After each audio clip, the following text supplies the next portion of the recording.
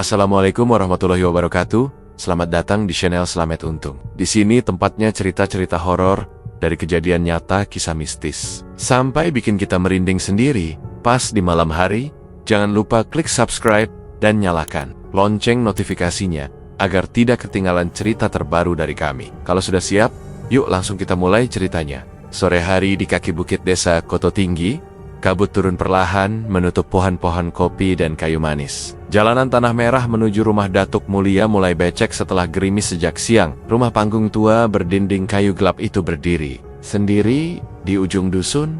Asap tipis dari cerobong dapur dan bau menyan yang keluar dari sela-sela papan menandakan pemilik rumah sedang bersiap menerima tamu. Di teras, seekor ayam jantan cemani diikat di tiang bambu. Suara kambing dari kejauhan terdengar samar di balik rintik hujan yang belum reda. Fikri harahap berdiri di depan pintu sambil menyeka wajahnya dengan tangan. Kemejanya basah setengah. Ia baru saja menyelesaikan urusan pengangkutan kayu ke pasar Bangko, namun pikirannya tetap tak tenang. Usahanya memang masih berjalan, tapi sudah 2 bulan terakhir hasilnya seret. Beberapa langganan besar mulai mundur. Ia sempat mencoba pinjam uang ke koperasi, namun ditolak karena sudah ada nama pegawainya yang macet cicilan. Jalannya buntu. Pintu kayu itu terbuka pelan. Seorang laki-laki tua bermata cekung dan bertubuh kurus berdiri di ambang pintu. Ia mengenakan sarung dan kaos dalam lusuh. Tanpa banyak bicara, ia memberi isyarat masuk. "Assalamualaikum, Datuk," ucap Fikri sambil menunduk sedikit. Datuk Mulia hanya mengangguk. Ia berjalan ke dalam, membiarkan Fikri menutup pintu sendiri. Di dalam rumah, suasananya lembab dan remang. Lampu minyak menggantung di langit-langit, baunya menyatu dengan asap menyan dari perapian kecil di sudut ruangan. Di dinding tergantung kain hitam bertuliskan huruf Arab yang mulai pudar. Di bawahnya ada meja pendek yang dipenuhi sesaji. Fikri duduk bersila di atas tikar pandan yang sudah tipis. Keringatnya menetes di pelipis meski udara di dalam rumah dingin. "Saya datang bukan untuk main-main, Datuk," katanya pelan. "Saya butuh bantuan. Usaha saya mulai kacau. Saya nggak ngerti harus ngapain lagi." Datuk duduk bersandar di dinding. Tatapannya kosong tapi tajam. Orang banyak datang dengan masalah yang sama. Rezeki macet, tegang serai, tapi tidak semua siap menerima jalan yang terbuka, kata Datuk tanpa menoleh. "Saya siap, Datuk, apapun syaratnya," jawab Fikri cepat. Datuk diam sebentar. Ia membuka laci di bawah meja sesaji dan mengeluarkan sebuah benda yang terbungkus kain mori kecil. Dengan perlahan, ia membuka lilitannya dan memperlihatkan seutas tali berwarna kecoklatan. Agak lengket dan berbau seperti minyak ikan tengik. "Ini namanya tali Roma," ucap Datuk lirih. "Bukan sembarang jimat. Di dalamnya ada cairan dari air mata buaya. Benda ini bukan benda mati. Dia tahu siapa yang menyentuh dan siapa yang menolaknya." Fikri memandang tali itu tanpa berkedip. "Ayah Balem, melihat jimat seperti itu. Kalau kau ingin jalanmu dibuka, simpan ini di bawah bantal. Setiap malam Jumat, beri sesaji di tepi danau, lingkat, kembang 7 rupa, rokok linting, sepotong kain hitam, dan darah ayam jago. Jangan lupa satu hal," lanjut Datuk sambil menunjuk wajah Fikri. "Tidurlah, biarkan dia mendatangimu." "Siapa, Datuk?" "Perempuan itu. Kau akan tahu nanti." Fikri menelan ludahnya. Ia merasa ragu, tapi bayangan utang dan barang yang menumpuk di gudang membuatnya tetap mengangguk. "Kalau saya jalani semua, berapa lama hasilnya? Kelihatan, kadang cepat, kadang lambat, tergantung hatimu. Tapi sekali kau mulai, jangan berhenti." Fikri mengambil jimat itu dengan tangan gemetar, lalu membungkusnya kembali dan memasukkannya ke dalam saku. Ia meninggalkan rumah itu setelah menyerahkan amplop berisi uang 500.000. Sepanjang perjalanan turun dari rumah Datuk, Fikri diam. Hujan sudah berhenti. Kabut turun lebih tebal. Sesampainya di rumah, ia langsung menyimpan jimat itu di bawah bantal. Malam Jumat berikutnya, ia pergi ke tepi danau lingkat, menaruh sesaji seperti yang Datuk perintahkan. Ia merasa bodoh, tapi tetap melakukannya. Malam-malam setelah itu, ia mulai bermimpi. Seorang perempuan berambut panjang selalu muncul. Wajahnya samar, tapi tubuhnya melilit seperti ular. Mereka tidak pernah bicara, hanya berbaring di ruangan gelap, tanpa cahaya. Setelah 2 minggu, usaha Fikri mulai berubah. Truk-truk kembali datang. Permintaan dari pasar Lubuk Linggau dan Sarolangun meningkat. Orang-orang memuji kerja keras Fikri.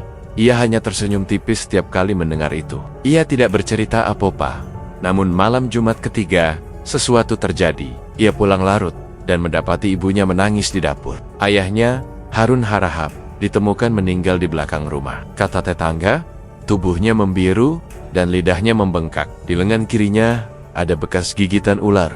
Ular hitam, panjang, kayak ular sawah, tapi matanya merah. Kami nggak pernah lihat sebelumnya, kata salah satu warga yang ikut mengangkat jenazah. Fikri ikut menggali liang lahat ayahnya. Ia mencoba tidak memikirkan apapun, tapi matanya berkedut setiap kali mengingat ucapan datuk. Setiap jalan ada bayaran, tapi bukan kau yang tentukan bentuknya. Setelah tahlilan malam ketiga, Fikri duduk sendiri di belakang rumah. Jemarinya memegang kantong kecil jimat yang masih ia simpan di saku. Kepalanya berat. Udara malam semakin dingin, tapi punggungnya basah oleh keringat. Ia ingin bertanya banyak hal, tapi kepada siapa? Angin bertiup pelan. Di kejauhan, suara air danau terdengar tenang. Terlalu tenang. Fikri memejamkan mata. Tapi kali ini tidak bisa tidur. Ia tahu sesuatu telah berubah dan ia tidak tahu apa yang akan datang selanjutnya. Udara di belakang rumah masih lembab saat Yoga Lubis menyalakan rokok ketiganya malam itu. Ia duduk di atas balok kayu, bekas pengangkutan yang tak sempat dibereskan sore tadi. Dari dalam rumah, samar-samar terdengar suara istri dan ibunya membersihkan piring. Sisa kabut dari hujan sore masih menggantung di pohon-pohon kecil di pekarangan. Di tangannya ada selembar amplop berisi tagihan dari Koperasi Simpang 3 dan satu dari Koperasi Perkumpulan Pasar. Jumlahnya total hampir 8 juta. Kepala Yoga terasa berat. Ia tahu minggu depan akan ada 3 orang datang menagih. Dan itu belum termasuk pinjaman Kesel Kasilen dari 2 kenalannya di warung ujung gang. Beberapa hari terakhir, ia mulai merasa Fikri menyimpan sesuatu. Sepupunya itu tampak lebih sering menyendiri, banyak diam. Tapi entah kenapa usahanya malah makin ramai. Truk-truk keluar masuk hampir tiap hari. Yoga sempat melihat Fikri duduk diam di belakang rumah. Tatapannya kosong ke arah bukit, tangan kanan menggenggam sesuatu dari saku baju. Tapi waktu ditanya, Fikri hanya bilang itu urusan pribadi. Yoga tak berani mendesak. Malam ini, dengan kondisi kantong kering, ia mulai memikirkan hal yang lebih serius dari belokung. Sari berjalan perlahan sambil mengelus perutnya. Ia membawa secangkir air hangat. Bang, udah malam. Masuklah. Abang belum makan kan? Kecalnya, pelan. Yoga menoleh dan berusaha tersenyum. Nanti dek, abang masih mau ngabisin rokok satu lagi. Sari duduk di sampingnya. Ia menatap suaminya tanpa bicara beberapa saat, lalu berkata, Dek, ada kabar. Apa? Kemarin dek periksa ke bidan Sulastri. Dek hamil 2 bulan. Yoga terdiam, ujung rokoknya masih menyala, tapi asapnya tak lagi ia hirup. Tangannya gemetar kecil. Ia menunduk, lalu mengusap wajahnya dengan telapak tangan kiri. 2 bulan? Ulangnya pelan. Iya bang, positif, kata Bu Sulastri kandungannya sehat. Tapi disuruh rutin minum vitamin. Obatnya lumayan mahal bang. Yoga mengangguk pelan. Hatinya campur aduk. Harusnya ia senang, tapi justru rasa takut yang muncul lebih dulu. Ia tak tahu dari mana harus mulai beli kebutuhan istri. Belum lagi, tabungan untuk biaya melahirkan nanti. Ia paksakan senyum. Nanti, abang cari cara dek. Setelah Sari masuk kembali ke dapur, Yoga mematikan rokok, berdiri, lalu melangkah ke kamar. Malam itu, ia tak bisa tidur. Matanya menatap atap rumah. Sesekali ia membalikan badan. Kata-kata Fikri tentang jalan alternatif, dan orang dalam kembali terngiang. Yoga tahu tempat yang dimaksud. Ia pernah dengar nama Datuk Mulia dari sopir truk yang dulu sempat kerja ke Koto Tinggi. Esoknya, selepas subuh, Yoga pamit kepada istrinya, ingin melihat lokasi muatan kayu ke arah barat. Sari tak menaruh curiga. Ia hanya mengangguk sambil membereskan tikar. Setengah hari kemudian, Yoga sudah berdiri di depan rumah Datuk Mulia. Ia menunduk dalam, tak berani mengetuk. Pintu dibuka perlahan oleh seorang perempuan tua, berbadan kecil, dan kulitnya keriput, mengenakan kain batik dan baju panjang longgar. Mau apa kau kemari? Tanya perempuan itu dingin. Saya ingin ketemu Datuk, jawab Yoga pelan. Perempuan itu membuka pintu lebih lebar. Masuk di dalam, suasananya sama seperti yang pernah Fikri ceritakan. Bau menyan menyengat, dinding dipenuhi benda-benda aneh. Beberapa lilin menyala di sudut ruangan. Tak lama, Datuk Mulia keluar dari kamar dengan langkah perlahan. Ayameng, sarung dan kemeja lusuh. Kau Yoga? Tanya Datuk sambil duduk di lantai. Ya, Datuk, kau datang karena dia? Datuk menunjuk ke atas, tapi matanya tak menatap apapun. Saya butuh uang, Datuk, banyak tagihan. Istri saya sedang hamil 2 bulan. Datuk diam sebentar. Ia menghela napas, lalu menatap Yoga tajam. Kau bisa ikut jalan cepat, tapi sekali masuk, kau tak bisa mundur. Yoga menelan ludah. Apa yang harus saya lakukan? Kau ikut perjanjian jual janin, Yoga menegung. Janin istri saya? Datuk mengangguk. Kalau kau setuju, ada syaratnya. Dan hasilnya, kau akan rasakan langsung. Yoga terdiam lama. Kepalanya berputar. Dalam pikirannya, wajah Sari, suara detak jantung janin, lalu suara tagihan yang menumpuk, semuanya bercampur.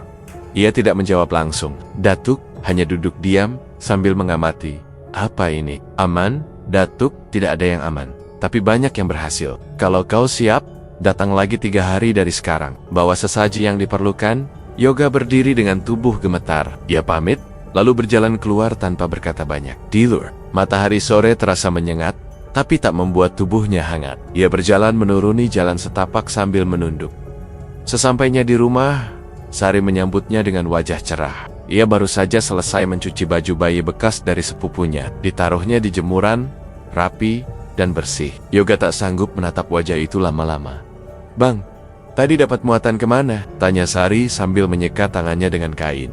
Belum. Pasti, Dek. Mungkin lusa. Yoga masuk ke kamar. Ia duduk di ujung ranjang, menatap lantai kayu tua. Tangannya gemetar, matanya mulai memanas tapi etean. Di luar, Sari menyiapkan makan malam. Di dalam, Yoga masih diam, bertanya dalam hati, apakah ia bisa melewati semuanya dengan waras? Tapi tak satu pun jawabannya muncul malam itu. Sejak pulang dari rumah Datuk 3 hari lalu, wajah Yoga sering kosong. Ia bonyak diam. Bahkan ketika Sari berbicara panjang soal mimpi-mimpinya tentang bayi laki-laki, malam itu, Yoga mengetuk pintu rumah Fikri lebih awal dari biasanya. Fikri baru selesai makan malam saat membuka pintu dan melihat Yoga berdiri di depan dengan raut bingung dan tangan kosong. Kang, bisa bantu kasbon 500? Buat biaya awal ritual itu, bisik Yoga tanpa menatap mata Fikri.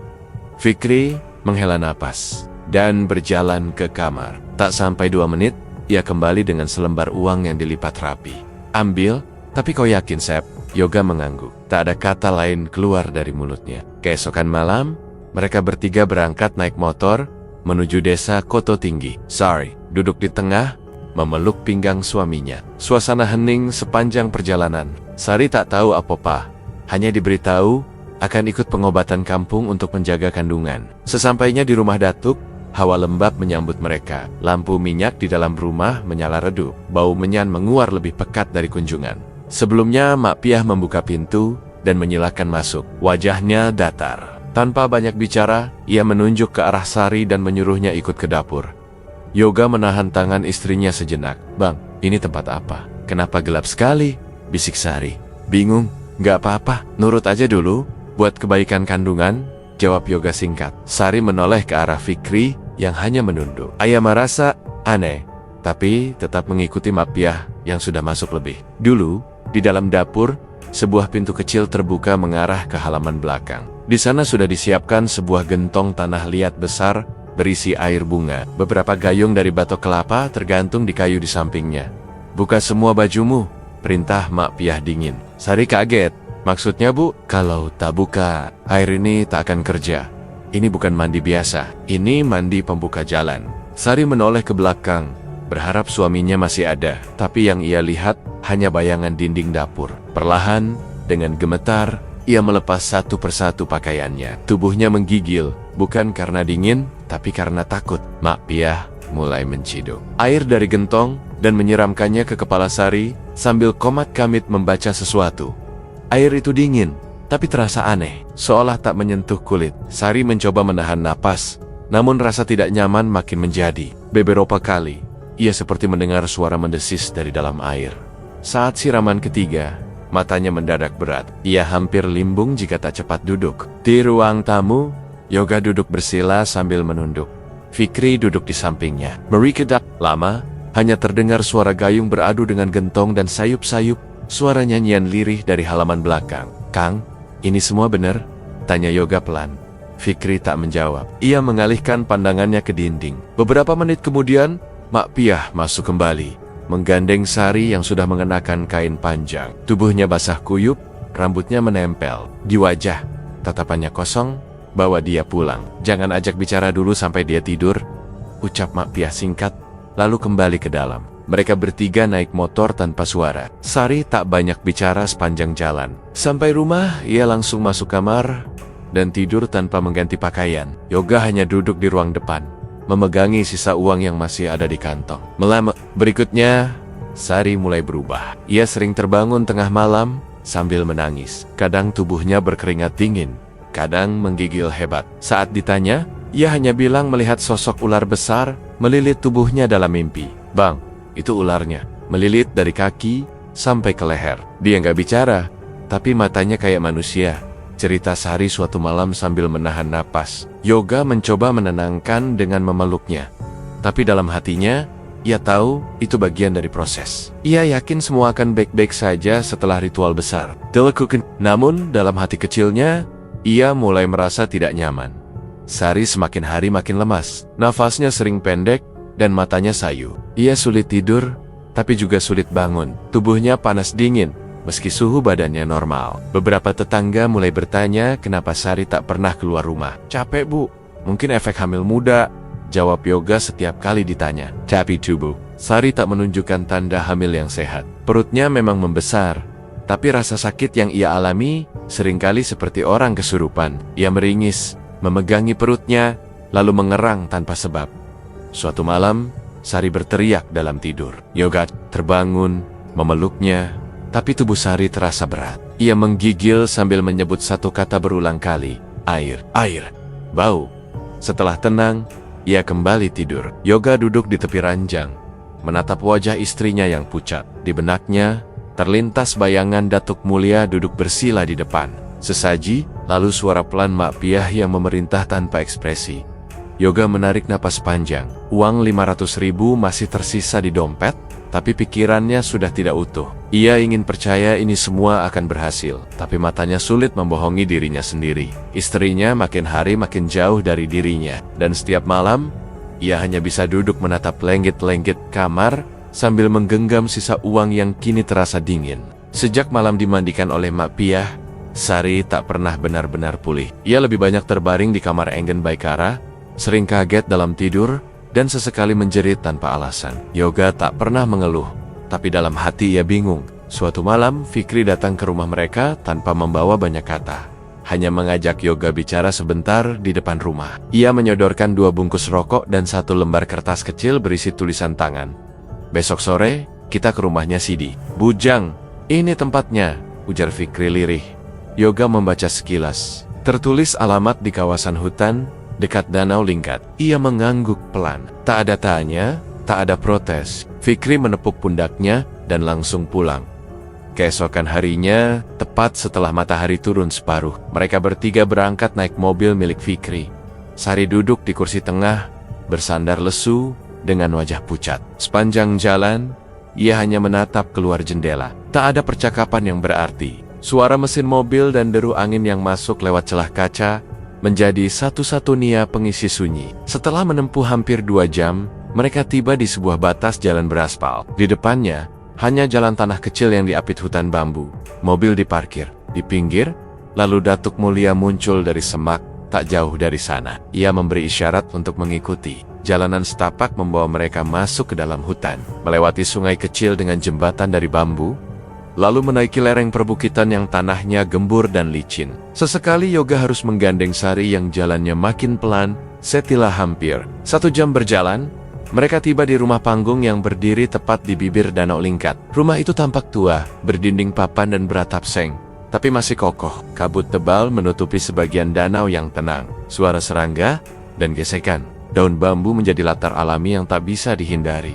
Di teras rumah, seorang laki-laki tua duduk bersila sambil meraut batang kayu. Wajahnya keras, matanya tajam, namun tubuhnya tampak ringkih. Ia hanya menatap mereka tanpa bicara. Dari balik pintu, muncul seorang perempuan tua berjilbab lusuh dan berkain batik gelap. Perempuan itu menghampiri Sari.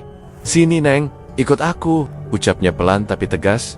Sari menoleh ke arah Yoga, lalu mengikuti langkahnya perlahan. Perempuan itu, yang ternyata adalah istri Sidi Bujang dan dipanggil Inang Rotua, membawa Sari ke belakang rumah. Di sana, ada pancuran dari pipa bambu, yang mengucurkan air dari mata air di lereng bukit. Di sekelilingnya ditanam pohon pandan dan tanahnya basah berlumut. Kau buka bajumu. Semua, ucap Inang Rotua. Sari hanya terdiam. Inang Rotua menatapnya, tajam, tanpa berkata lagi. Sari melepaskan pakaiannya perlahan, lalu duduk di bawah pancuran. Airnya sangat dingin, menusuk kulit, membuat napas Sari tersendat. Tapi ia tak bisa menolak. Inang Rotua mulai menuangkan air ke kepala Sari sambil membaca doa-doa panjang. Sari tak mengerti artinya, tapi iramanya menekan telinga. Setelah selesai, Inang mengambil sehelai kain kafan dan membungkus tubuh Sari dari dada hingga lutut. Lalu ia mengeringkan rambutnya dengan handuk tipis dan menggandengnya kembali ke rumah panggung.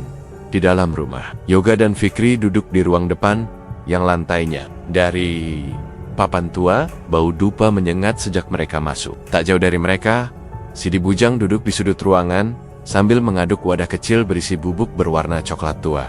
Ia tak banyak bicara, hanya sesekali menatap keluar jendela.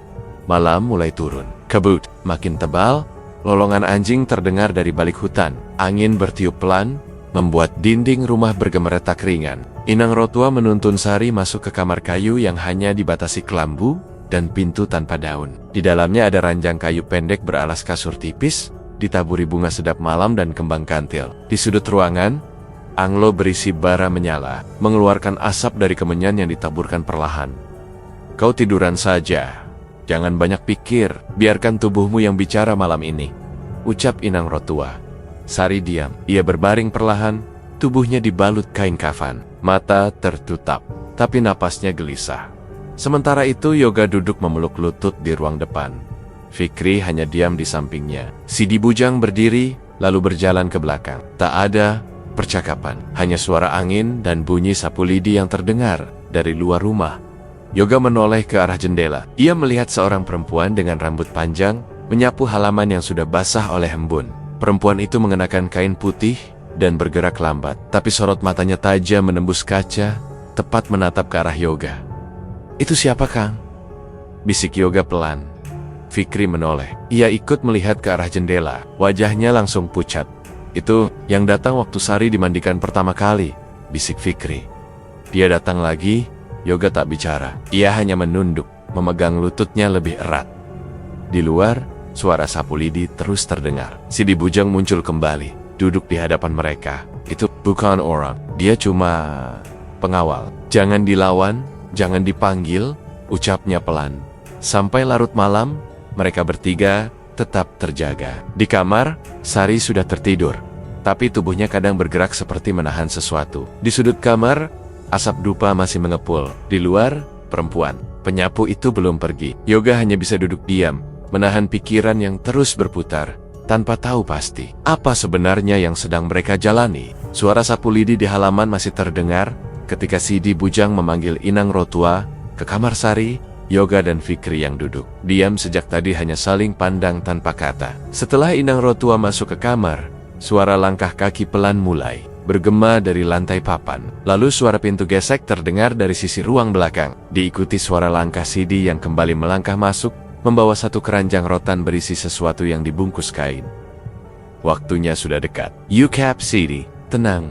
Inang Rotua keluar dari kamar dan memberi isyarat pada Yoga untuk tetap di tempat. Ia lalu menutup pintu ruang tengah dan membiarkan lampu minyak saja yang menyala di langit-langit, menggantikan cahaya listrik yang sengaja dimatikan sejak tadi. Yoga menelan ludah, perasaannya makin tidak enak, tapi ia tak mampu bangkit. Tangga gemetar, punggungnya dingin oleh keringat yang tak terasa sejak kapan mulai mengucur. Sidi kemudian masuk ke kamar ritual. Tempat itu tak punya pintu, hanya dipisah kain lusuh yang digantung dari kayu atap. Sari sudah di dalam, tubuhnya diselimuti kain putih yang dililit dari dada ke lutut. Inang Rotua membuka perlahan, lalu menyuruh Sari berdiri. Ia mengganti kain putih itu dengan selendang kecil untuk menutup rambut, lalu mulai melepaskan sisa kain yang masih menempel di tubuh Sari. Sari diam, matanya sayu, seakan tidak sepenuhnya sadar. Wajahnya pucat, tubuhnya gemetar, tapi ia tak melawan. Inang Rotua menuntunnya ke tengah kamar, ke lantai kayu dingin yang sudah dialasi tikar pandan dan bunga 7 rupa yang disusun melingkar. Di tengah lingkaran itu ada sesaji, ayam cemani yang sudah dipotong bulunya, 2 apel berwarna merah kehijauan yang mengkilap, 3 helai daun yang mengeluarkan bau aneh, dan 1 kendi kecil berisi cairan kental kehitaman. Sidi duduk di dekat kepala Sari. Ia mulai membaca mantra dengan suara berat, menggumam dalam bahasa yang tak dipahami. Setelah beberapa kalimat, ia membakar 1 apel jin di atas wadah besi kecil yang dipanaskan di atas bara dari anglo. Asapnya naik pelan, lalu menyebar ke seluruh ruangan, membuat mata Yoga yang mengintip dari celah dinding mulai pedih. "Aku lihat," bisik Yoga ke Fikri, "itu benar istriku." Fikri hanya menoleh sebentar, lalu kembali menunduk. Tak ada komentar. Di dalam kamar, tubuh Sari mulai menggeliat, jemarinya mengepal, lalu membuka. Kakinya seperti ingin menendang tapi tak bisa. Matanya melotot sebentar, lalu tertutup kembali. Sidi terus membaca mantra, tak berhenti barang sejenak. Tiba-tiba Sari menjerit. Suara itu memekakan telinga, tapi hanya sesaat. Setelah itu, ia terdiam. Tubuhnya masih menggeliat pelan, seperti orang menahan sakit. Suara napasnya terputus-putus. Mata Yoga mulai panas, dadanya sesak. "Kenapa dia begitu?" gumam Yoga, tapi Fikri menahan bahunya. "Diam," bisik Fikri.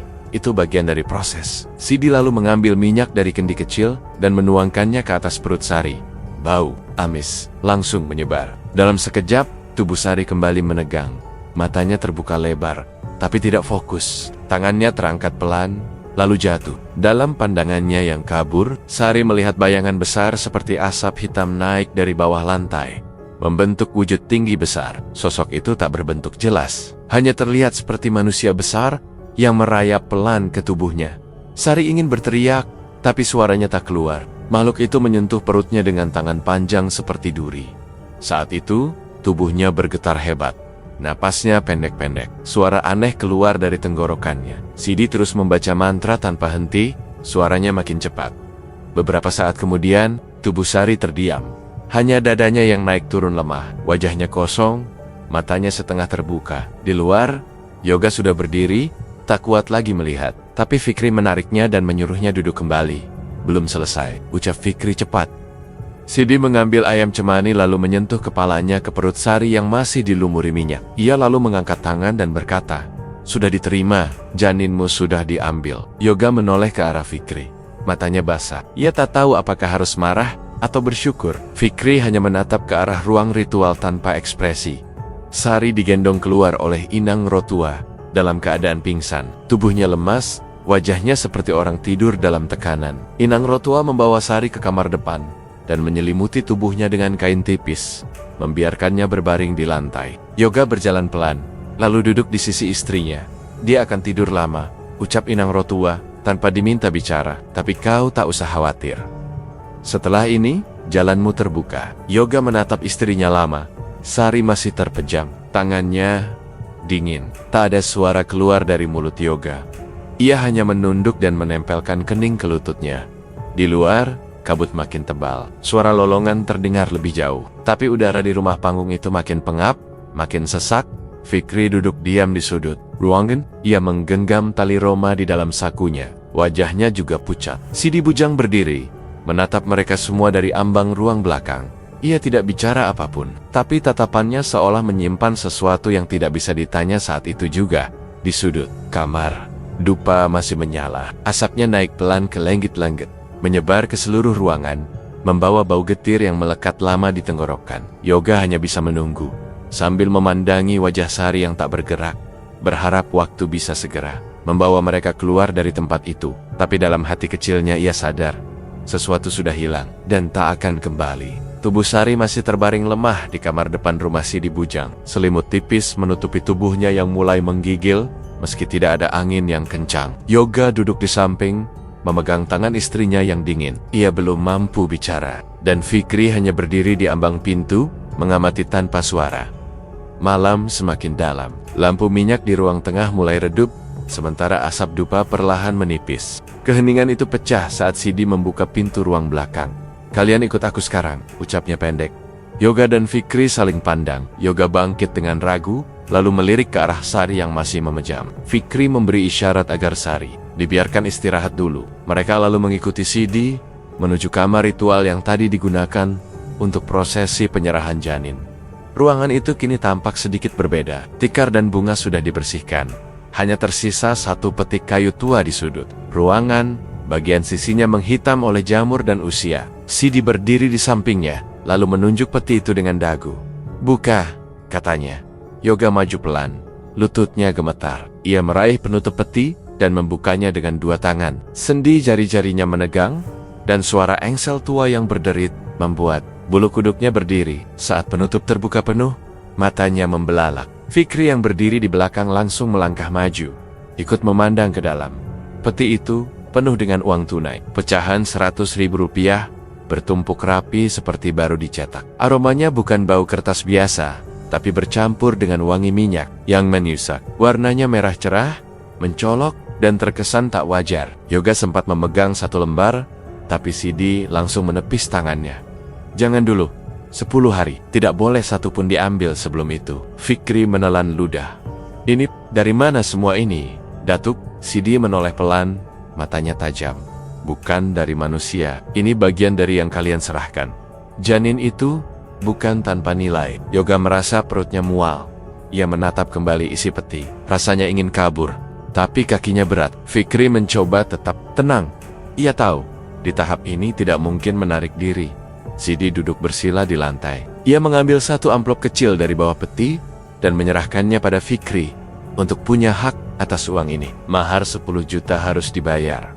Tidak bisa ditawar. Fikri membuka amplop itu. Di dalamnya ada secari kertas berisi nomor rekening atas nama Mak Piah. Tanpa banyak tanya, Fikri mengeluarkan ponselnya, membuka aplikasi bank, dan langsung mentransfer uang yang diminta. Ia menoleh ke Yoga. "Uangmu belum cukup, aku tanggung dulu. Tapi jangan macam-macam." Yoga hanya mengangguk lemah. Ya, aku tahu." Sidi menerima ponsel Fikri untuk memastikan, lalu mengangguk kecil. "Sudah. Mulai hari ini, peti ini milik kalian.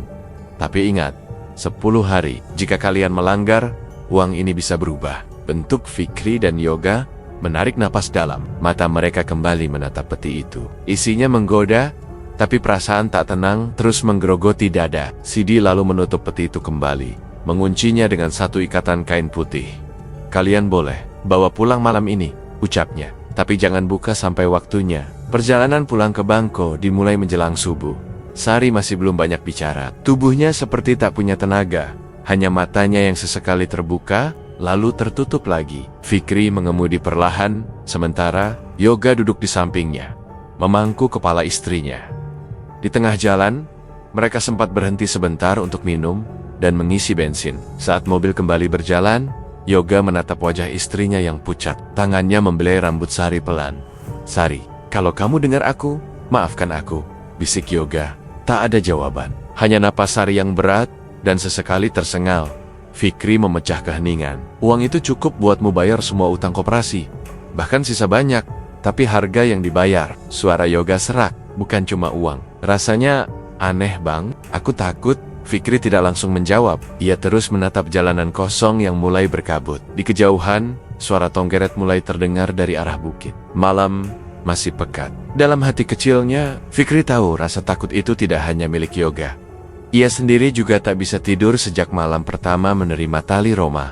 Setiap malam Jumat, mimpinya diisi oleh sosok perempuan yang sama, berbaring di sisinya tanpa suara. Setibanya di rumah Yoga di Kelurahan Pasar Atas, mereka langsung menurunkan peti dan menyimpannya di kamar belakang. Sari dibaringkan di kamar depan. Lampu dimatikan. Tidak ada yang bicara lagi malam itu. Hanya suara jam dinding yang terdengar. Detik demi detik berlalu, dan aroma uang dari kamar belakang terasa menempel di seluruh ruangan. Seperti bau yang tak bisa dicuci atau dihapus dengan sapu tangan. Fikri pamit dan pulang sendiri. Sementara Yoga masih duduk di tepi tempat tidur, memandang istrinya yang tidur gelisah. Di luar Rama, udara makin dingin, dan angin mulai mengetuk pelan daun pintu belakang. Tapi Yoga tak bergeming. Di dalam dadanya, ada rasa yang tak bisa dijelaskan. Bukan cuma soal uang, bukan cuma rasa bersalah.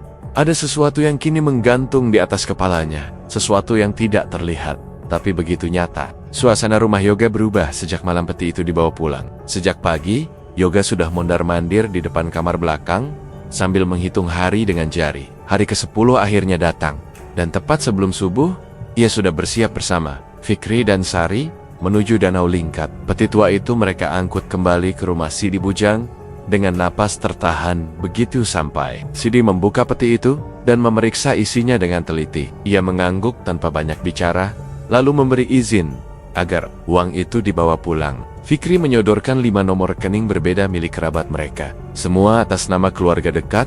Lalu bersama-sama mereka mulai memindahkan uang secara bertahap. Tidak ada kendala. Transfer berhasil. Jumlahnya bahkan lebih dari cukup.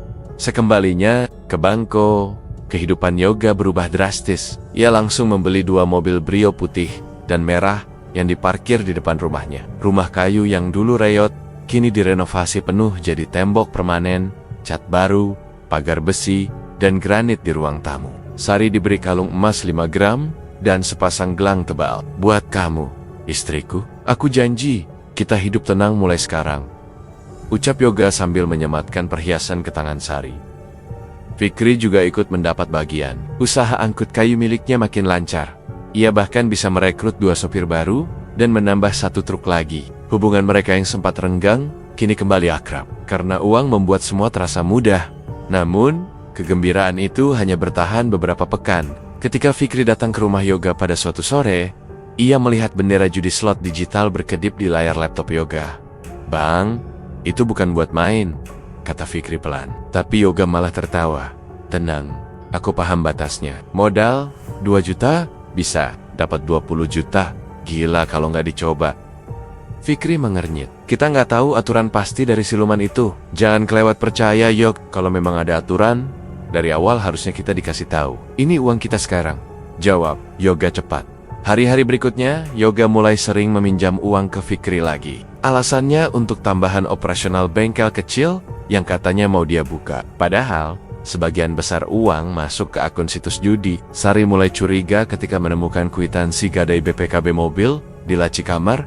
"Ini apa, Bang?" "Sorry, ma'am." Lembaran itu, matanya tajam. Yoga berusaha menghindar. "Cuma jaminan sebentar. Aku mau ambil barang grosir murah dari Medan." "Jangan bohong. Aku tanya terakhir kali, uang kita kemana semua?"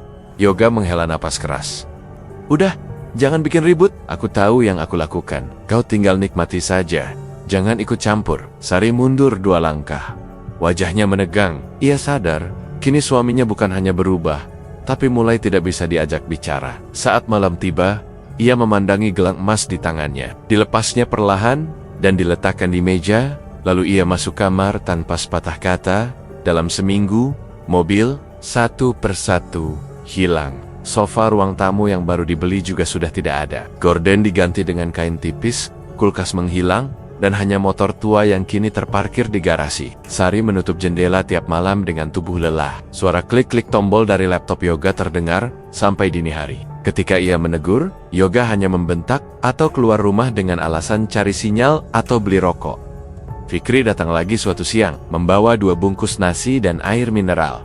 Ia melihat rumah itu sudah seperti kosong. Tidak ada suara TV, tidak ada suara radio. Sari duduk di beranda sambil memangku kedua tangan. "Yoganya di dalam?"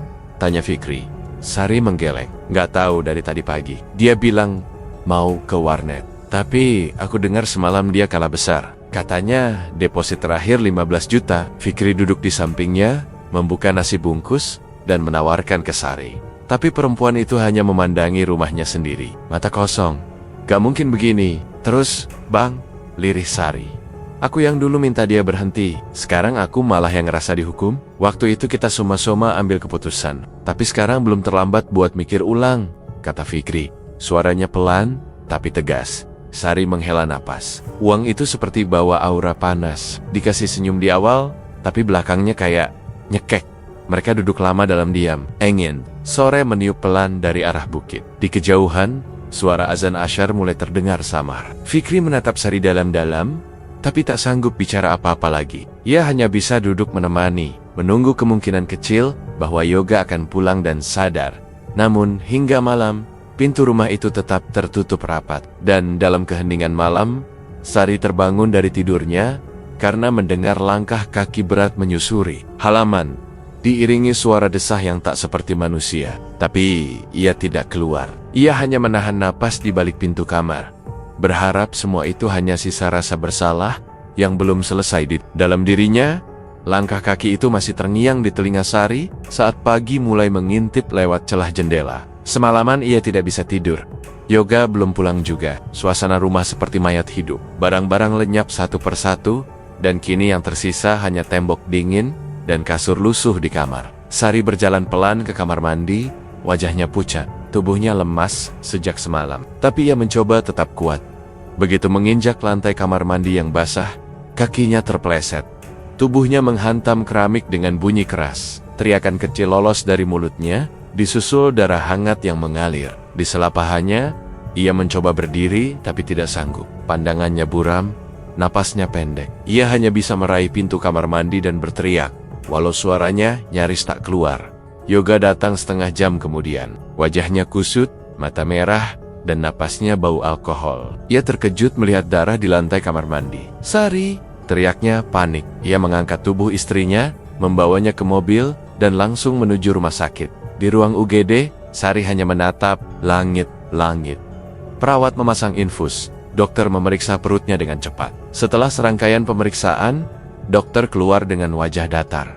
"Maaf, Pak Yoga, ini bukan keguguran biasa. Istrimu mengalami kehamilan anggur. Tidak ada janin dalam kandungannya, hanya jaringan abnormal." Yoga menandok. Ia tidak kaget. Dalam hatinya, ia sudah tahu ini akan terjadi. Janin itu bukan janin biasa. Itu hanya bentuk lahir dari perjanjian yang ia buat sendiri. Ia mengangguk pelan dan berterima kasih pada dokter, lalu duduk menunggu Sari sadar. Saat Sari membuka mata, ia tidak menangis, tidak bertanya, hanya diam. Tatapannya kosong, tak melihat Yoga sama sekali. Ia memalingkan wajah ke jendela, membiarkan suaminya duduk terpaku di kursi plastik. Hari-hari setelahnya, Sari nyaris tak bicara. Ia tidak mau makan bersama. Setiap kali Yoga menyentuh tangannya, ia menghindar. Ia tidur di lantai ruang tamu, membungkus tubuhnya dengan selimut tipis. Yoga mencoba bicara, tapi hanya dijawab dengan diam atau tatapan dingin. "Sari, aku minta maaf. Aku cuma pengen kita bahagia. Aku salah, tapi aku juga korban." Sari menoleh sebentar. "Kau tahu sejak awal, tapi tetap nekat." "Aku nggak pernah minta semua ini." Yoga menandok. Ia tahu, tak ada yang bisa ia jawab. Ia hanya kembali ke kamar, menyalakan ponsel, dan membuka aplikasi judi yang selama ini menjadi pelariannya. Ia tidak peduli lagi. Tak ada yang tersisa selain kebisingan angka dan putaran yang tak pernah berhenti. Dalam sebulan, semua sisa harta benar-benar habis. Laptop, motor, bahkan cincin kawin mereka dijual. Yoga mulai meminjam uang ke teman-temannya. Ada yang memberi, ada yang mencaci, tapi ia tak peduli. Ia hanya ingin menang besar sekali lagi. Sari yang sudah tak tahan, akhirnya membereskan pakaiannya. Ia menelepon ayahnya, meminta dijemput keesokan harinya. Ketika Yoga melihat koper itu di depan pintu, ia panik. "Mau kemana kau?" tanyanya keras, pematang reba. "Aku mau pulang ke rumah orang tuaku." Yoga mendekot, menahan lengan Sari. "Jangan pergi, kita masih bisa perbaiki semuanya." Sari menatapnya, mata yang dulu lembut kini hanya berisi luka. "Kau sudah jual semua, termasuk aku." Yoga melepas genggamannya, tak bisa membantah. Esoknya, Sari benar-benar pergi. Ia naik mobil pick-up milik pamannya. Tak ada peluk, tak ada salam.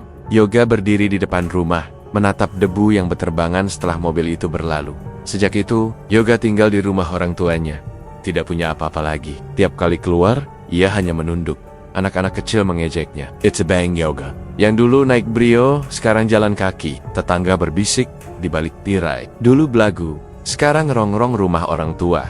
Ia menutup telinga, duduk di emperan rumah, matanya kosong menatap jalan. Kadang malam ia bermimpi, melihat peti kayu tua terbuka sendiri. Di dalamnya bukan uang, tapi darah dan suara tangis yang memekakan telinga. Ia terbangun berkeringat, tapi tak punya siapa-siapa untuk diajak bicara. Rumah itu kini sunyi, tak ada suara Sari, tak ada suara tertawa, hanya bunyi tikus di plafon, dan suara gatal di pikirannya sendiri, yang terus mengulang satu kalimat, "Janin, itu bukan milikmu lagi." Sejak Sari pergi dan usaha Yoga hancur, Fikri makin sering melamun di kursi panjang depan warungnya. Tak ada lagi tawa pelanggan, tak ada lagi antrean pengiriman. Semua seperti mundur pelen-pelen, hilang satu-satu. Ia sudah mencoba segala cara untuk memperbaiki usaha, tapi seperti ada sesuatu yang menutup jalan. Yang paling membekas di pikirannya adalah malam saat peti uang itu dibuka. Sejak hari itu, Bukan hanya hidup Yoga yang hancur. 2 bulan kemudian, anak bungsunya jatuh dari tangga dan patah kaki. Istrinya mendadak mimisan hampir tiap malam. Bahkan salah satu truk logistiknya terbakar tanpa sebab. Semua datang bertubi, tak bisa dijelaskan logika. Sampai suatu malam, Fikri membuka kembali lemari tua di gudang rumahnya. Di dalam kotak kecil berbalut kain hitam, ia menemukan jimat tali Roma pemberian Datuk Mulia. Lilitannya masih rapat, warnanya kusam, tapi baunya tetap tajam. Fikri menatapnya lama. Tiba-tiba perutnya terasa mual, nafas sesak. Ia tutup kotak itu buru-buru dan duduk dengan dada naik turun. Pagi harinya, Fikri memutuskan pergi ke Muaro Jambi. Ia mengingat ada seorang ustadz sepuh yang dulu pernah membantu orang kampung membersihkan rumah angker. Namanya Ustadz Mahfudz. Usianya sudah lebih dari 70, tapi masih tegap dan berbicara tenang. Masalah besar ini, nak, kata Ustadz Mahfudz. Setelah mendengarkan cerita Fikri dari awal, Fikri menunduk. Saya khilaf, Ustadz. Saya cuma ingin bantu teman. Ustadz Mahfudz mengangguk pelan. Ia mengambil botol kecil berisi air putih, lalu membuka tas kainnya dan mengeluarkan kitab tipis. Jimat itu bukan sembarang jimat. Tali Roma yang kau simpan adalah pengikat perjanjian. Kau sudah terhubung dengan dunia lain, dan tidak ada jalan pulang selain melepaskannya lewat jalan yang benar. Fikri mengangkat kepala. Apa yang harus saya lakukan?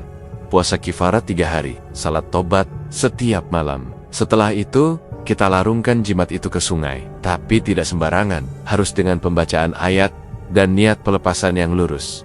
Malam itu, Fikri menginap di rumah Ustadz. Ia mulai berpuasa sejak subuh dan hanya berbuka dengan air putih dan 2 butir kurma. Salatnya diperketat, tidak keluar rumah, tidak bicara dengan siapapun selain Ustadz Mahfud. Hari-hari itu berjalan berat, tapi hatinya mulai sedikit lapang. Pada malam ketiga, Ustadz memandikan jimat tali Roma itu dengan air doa, lalu melilitkannya ke sebongkah batu sebesar kepalan tangan. Saat ini juga, kita ke sungai Batang Merangin, kata Ustadz Mahfudz. Mereka menumpang motor tua menuju tepian sungai. Udara dingin menyelimuti tubuh dan kabut tipis menggantung di permukaan air. Tak ada suara selain derik jangkrik dan angin pelan. Ustadz Mahfudz berdiri di batu besar, menghadap ke arah tengah sungai. Ia membaca doa panjang, suaranya tenang, tapi dalam. Fikri menggenggam batu berisi jimat itu, lututnya gemetar. Ketika doa selesai, Ustadz memberi isyarat. Lepaskan sekarang dengan niat yang jelas. Fikri memejamkan mata. Saya lepaskan semua perjanjian ini. Saya tak ingin bagian dari itu lagi. Saya mohon pengampunan. Ia melempar batu itu sekuat tenaga. Bunyinya plung diikuti riak pelan.